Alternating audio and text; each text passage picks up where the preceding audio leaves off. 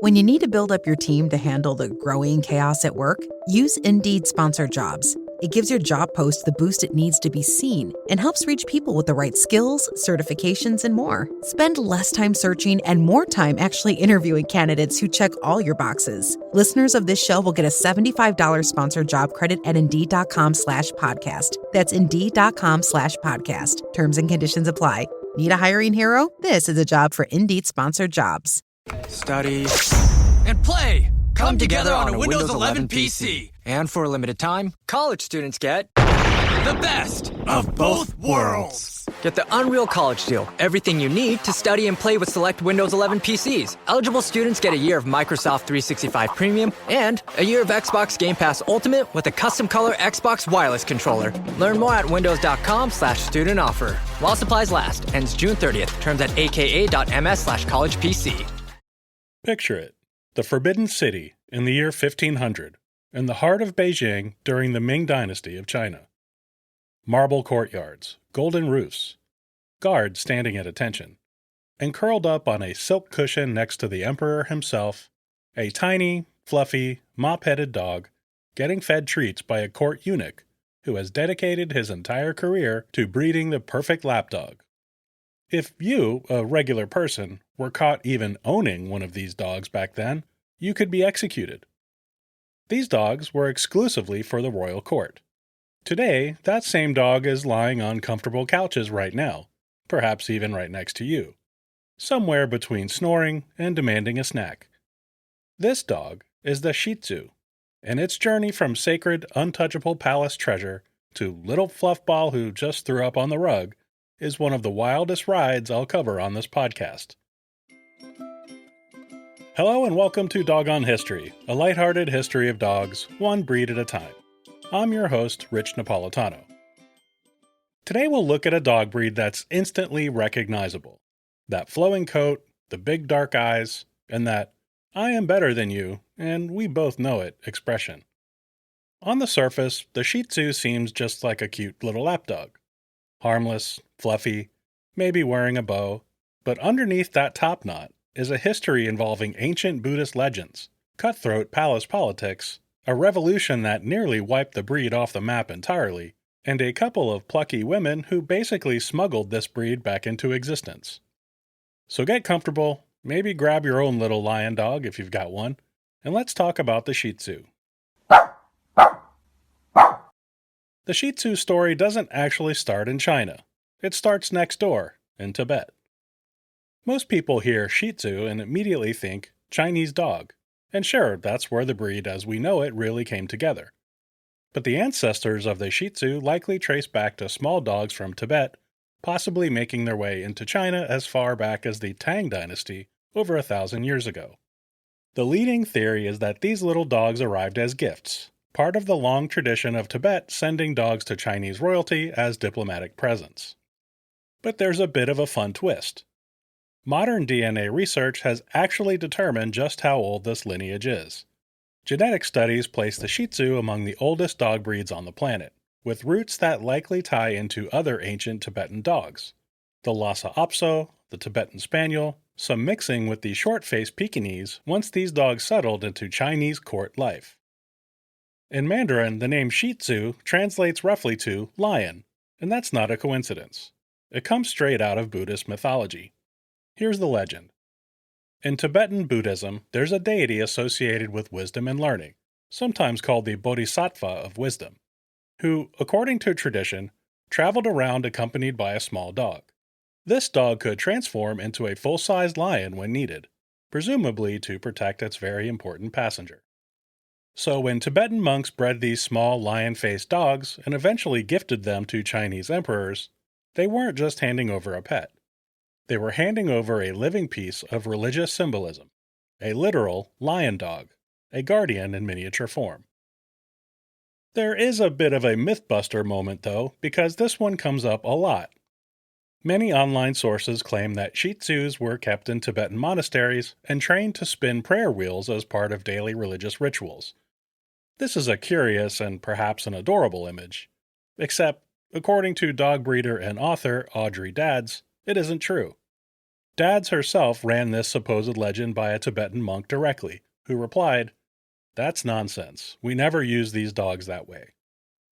This is just another case of a charming legend that gained a little traction over time, and the myth stuck.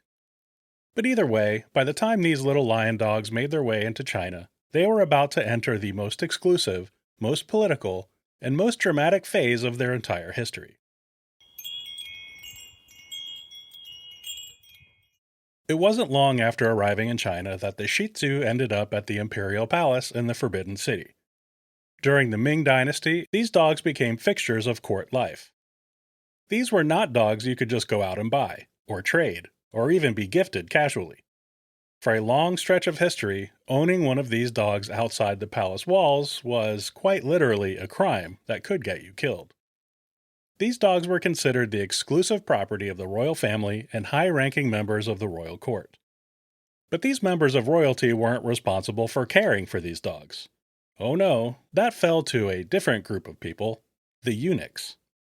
If you don't know what a eunuch is, well, it is the human version of a neutered male dog. Palace eunuchs were responsible for an enormous range of duties in the Forbidden City, and one of those duties, at least for some, was breeding and caring for the emperor's dogs, including these little lion dogs. And according to historical accounts, this wasn't a relaxed, low-stakes job. There was apparently fierce competition among these eunuchs to produce the best possible specimens, dogs with just the right look, the right temperament, the right amount of lionness, shall we say, because producing a dog that caught the emperor's eye could mean serious rewards and favor. Centuries before anyone had ever heard of a televised dog show with rosettes and trophies, the Forbidden City basically had its own underground competitive breeding circuit. Except instead of a blue ribbon, the prize was staying in the good graces of the most powerful person in China, and in some cases, staying alive. The stakes were just a little higher than best in show.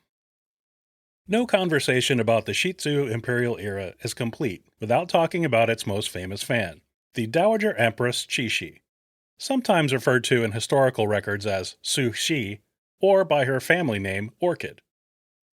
Qixi was one of the most powerful figures in China, and she was heavily involved with these little dogs. She maintained kennels, took a personal interest in their breeding, and is widely credited as one of the last great imperial patrons of the breed before everything, well, changed. We'll get to that. Shih Tzus weren't just living in the palace either. They were immortalized there. Court artists depicted them on wall hangings and tapestries that decorated the imperial residences for generations. It is from these works of art and beauty that we know what these early dogs looked like. Little lion dogs woven into silk and painted onto walls, living their best lives in the imperial palace for centuries. For a very long time, this was the entire world for the Shih Tzu's ancestors. Pampered, painted, protected, and completely cut off from the outside world. And then, the world outside the palace walls started to change dramatically, and rough times were ahead for the Shih Tzu.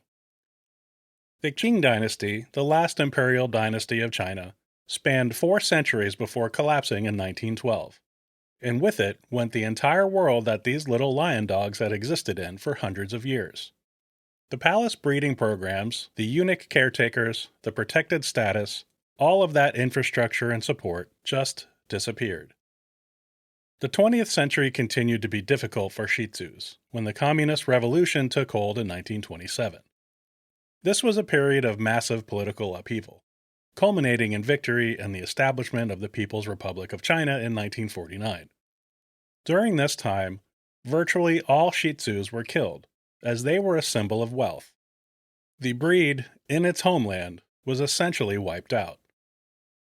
A breed that had survived as a protected, exclusive, almost sacred animal for the better part of 1,000 years, through dynasty after dynasty, came shockingly close to becoming extinct.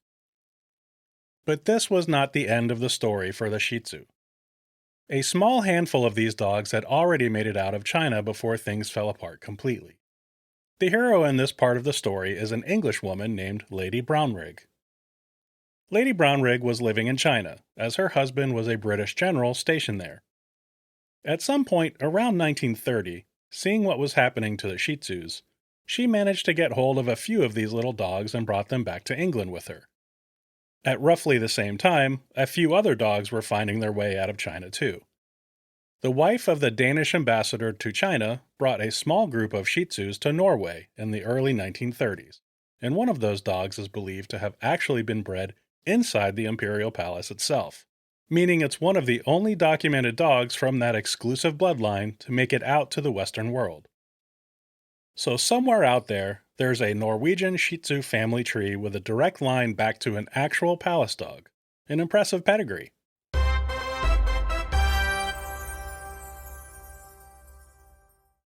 When these dogs first showed up in England, nobody quite knew what to call them or how to classify them. They got lumped in with another Tibetan breed, the Lhasa Apso, and shown under that name at early events, including the famous Crufts Dog Show in the early 1930s. It wasn't until breeders and judges actually got a good look at these little dogs side by side that it was discovered they were completely different breeds. English breeders sorted it all out and formed dedicated Shih Tzu clubs through the mid-1930s, and by 1935, they'd landed on the name Shih Tzu and established the first official breed standard. The UK Kennel Club gave the breed full, official recognition in 1940. You have one new message. Translating. Disney and Pixar's Hoppers is now available on Disney+. You could say that again. Critics are calling it Pixar's funniest movie ever and a wildly entertaining ride. Blizzard Potato. It's certified fresh and verified hot. Now we party. This is incredible! Wow, I am clearing the rest of the day. Disney and Pixar's Hoppers, now available on Disney+. Rated PG. Experience a membership that backs what you're building with American Express Business Platinum. Get 2 times membership rewards points per dollar on eligible purchases in key business categories, as well as on each eligible purchase of $5,000 or more, on up to $2 million in eligible purchases per calendar year. American Express Business Platinum. There's nothing like it. Terms apply. Learn more at americanexpress.com/business-platinum. Virtually the entire Western Shih Tzu population, every Shih Tzu you've ever met, in North America, in Europe, or anywhere, traces back to 13 dogs that were taken from China and brought to England and Norway. It is genuinely one of the greatest escape stories in dog breed history. From England and Norway, these dogs gradually spread to other parts of Europe and to Australia. The breed had been saved, but it had not yet made it to the United States. So how did the Shih Tzu end up in the United States? The answer, like a lot of other dog breeds, is World War II. American servicemen stationed overseas, in England and elsewhere in Europe, encountered Shih Tzus and understandably fell in love with them. Many of them brought dogs home with them when they returned to the States in the late 1940s and into the 1950s. Fan groups started popping up in the U.S. independently, in different parts of the country. A group in Texas and a couple of separate groups on the East Coast were all quietly falling in love with this breed at the same time, without much coordination. Eventually, in 1963, these groups joined forces and formed the American Shih Tzu Club, with one clear mission: get this breed officially recognized by the American Kennel Club. It took a few years of work refining the breed standard in conjunction with the AKC, but it paid off. The Shih Tzu was admitted to the AKC in early 1969, and by September 1st of that year, it had full show classification in the toy group, becoming the 116th breed recognized by the AKC. It didn't take long for the Shih Tzu to become a star. The breed's popularity took off rapidly in both the US and the UK, and it has remained one of the most beloved toy breeds ever since. As of 2025, the AKC has ranked the Shih Tzu as number 21 in terms of popularity. The Shih Tzu went from a sacred lion dog of the Forbidden City to a refugee of revolution to a handful of English kennels and on to American living rooms and the AKC toy group, all in roughly 1,000 years, give or take a very dramatic few decades. The Shih Tzu has picked up a few nicknames over the centuries beyond lion dog. One of them is the chrysanthemum dog, a reference to the way the hair on its face grows outward in all directions from the nose, kind of like the petals of a chrysanthemum flower. Next time you see a Shih Tzu, see if you can picture the flower. And if you ever get confused between a Shih Tzu and a Lhasa Apso, don't feel bad. English judges in the 1930s had the exact same problem. The easiest way to remember the difference: Lhasa Apsos tend to be a bit larger, with longer, narrower faces, while a Shih Tzu has that shorter, flatter, more lion-like face, partly thanks to that historical mixing with Pekingese-type dogs back in the imperial courts. Plenty of Shih Tzus have made their mark in pop culture over the decades. Marnie was a Shih Tzu rescue dog adopted and owned by Shirley Braha, originally found as an abandoned street dog in Connecticut, where she was nicknamed Stinky before being adopted around age 11. Her quizzical face and uncanny knack for posing earned her 1.8 million Instagram followers and turned her into a poster pet for senior dog adoption. Once she became internet famous, she started hanging out with celebrities like Tina Fey, Demi Lovato, and James Franco. Marnie passed away in 2020 at age 18. On the film side, there's Bonnie from the 2012 film Seven Psychopaths. She was cast at just 10 months old to act alongside Christopher Walken, Woody Harrelson, and Colin Farrell, with the filmmaker specifically looking for a Shih Tzu to play one of the central characters of the movie. In the film, Woody Harrelson's character is a criminal with a wildly over-the-top devotion to his Shih Tzu, whose dog collar reads something like a threat to anyone who steals her. Reportedly, Colin Farrell liked working with her so much that he got 2 Shih Tzus of his own after filming Wrapped. There's also a long list of celebrity-owned Shih Tzus that have gotten media attention over the years. Beyoncé's dog Munchie, Mariah Carey's pair of Shih Tzus, Bing and Bong, Nicole Richie's Honeychild, and Bill Gates' dog Balmer. We can't talk about famous Shih Tzu fans without mentioning Queen Elizabeth II, who was known to be quite fond of the breed, which seems fitting. A literal queen, falling for a dog whose ancestors were once considered fit only for emperors. Queen Elizabeth II reportedly had a Shih Tzu named Choo Choo, alongside her famous corgis, and the Dalai Lama has owned several Shih Tzus over the years. Toodles was a female Shih Tzu who appeared periodically on the TV series The New Normal, and in the 2000 mockumentary Best in Show, one of the film's most memorable characters is Scott Donlan, the eccentrically dressed Shih Tzu handler. His dog became one of the breakout characters of the movie, which has become a cult classic among dog show fans. The Shih Tzu is a small but sturdy toy breed. Ideal height at the shoulders runs 8 to 11 inches, and they typically weigh between 9 to 16 pounds. Despite its small size, the breed standard emphasizes that the dog should always be compact and solid, carrying real weight and substance rather than appearing dainty or fragile.